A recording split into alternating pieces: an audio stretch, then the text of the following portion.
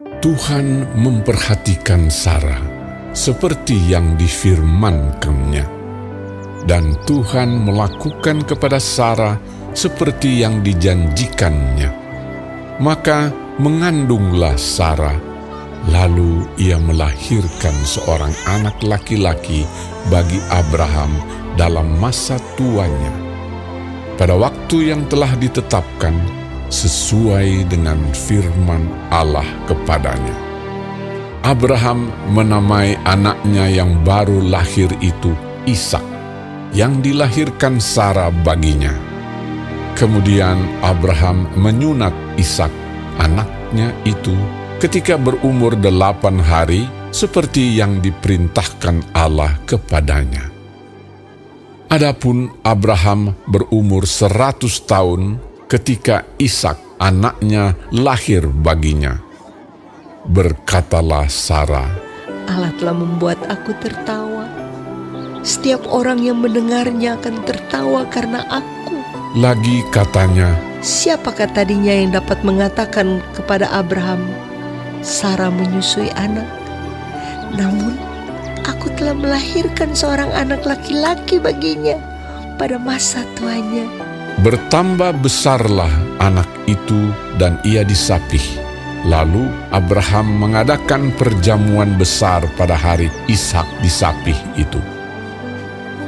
Pada waktu itu Sarah melihat bahwa anak yang dilahirkan Hagar, perempuan Mesir itu bagi Abraham, sedang main dengan Ishak anaknya sendiri. Berkatalah Sarah kepada Abraham, Usirlah hamba perempuan itu beserta anaknya, sebab anak hamba ini tidak akan menjadi ahli waris bersama-sama dengan anakku Ishak. hal ini sangat menyebalkan Abraham oleh karena anaknya itu. Tetapi Allah berfirman kepada Abraham, Janganlah sebal hatimu karena hal anak dan budakmu itu. Dalam segala yang dikatakan Sarah kepadamu, haruslah engkau mendengarkannya. Sebab yang akan disebut keturunanmu ialah yang berasal dari Ishak. Tetapi keturunan dari hambamu itu juga akan kubuat menjadi suatu bangsa, karena ia pun anakmu. Keesokan harinya, pagi-pagi Abraham mengambil roti serta sekirbat air dan memberikannya kepada Hagar. Ia meletakkan itu beserta anaknya di atas bahu Hagar.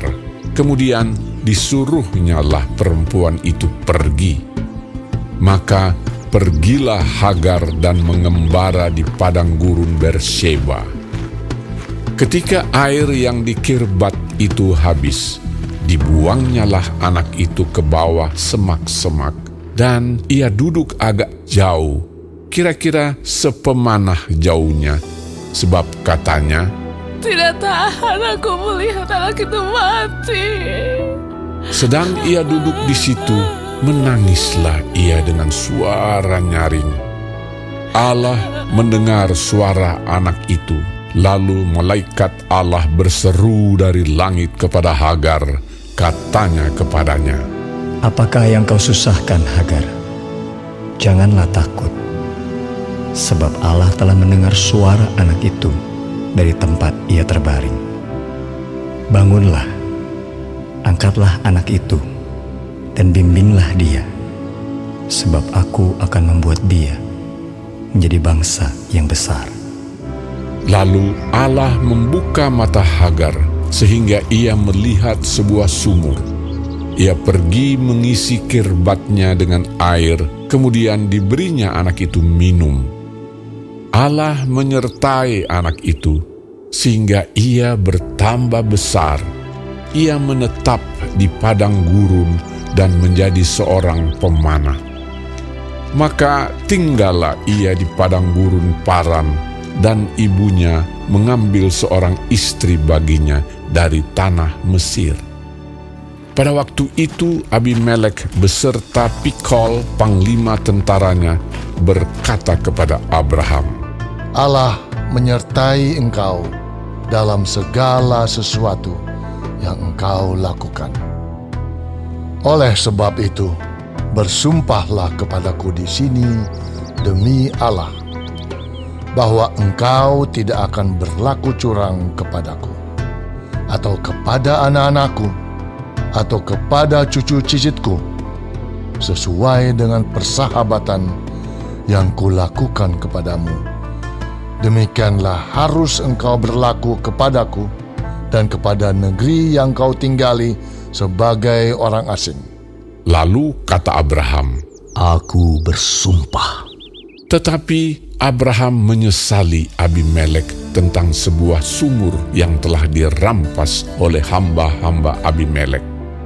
Jawab Abimelek, Aku tidak tahu siapa yang melakukan hal itu. Lagi tidak kau beritahukan kepadaku, dan sampai hari ini belum pula ku dengar. Lalu Abraham mengambil domba dan lembu dan memberikan semuanya itu kepada Abimelek. Kemudian kedua orang itu mengadakan perjanjian. Tetapi Abraham memisahkan 7 anak domba betina dari domba-domba itu. Lalu kata Abimelek kepada Abraham, Untuk apakah ketujuh anak domba yang kau pisahkan ini? jawabnya, Ketujuh anak domba ini harus kau terima dari tanganku untuk menjadi tanda bukti bagiku, bahwa akulah yang menggali sumur ini. sebab itu orang menyebutkan tempat itu Bersheba, karena kedua orang itu telah bersumpah di sana. Setelah mereka mengadakan perjanjian di Bersheba, pulanglah Abimelek beserta Pikol, panglima tentaranya, ke negeri orang Filistin. Lalu Abraham menanam sebatang pohon tamariska di Bersheba dan memanggil di sana nama Tuhan, Allah yang kekal. Dan masih lama Abraham tinggal sebagai orang asing di negeri orang Filistin.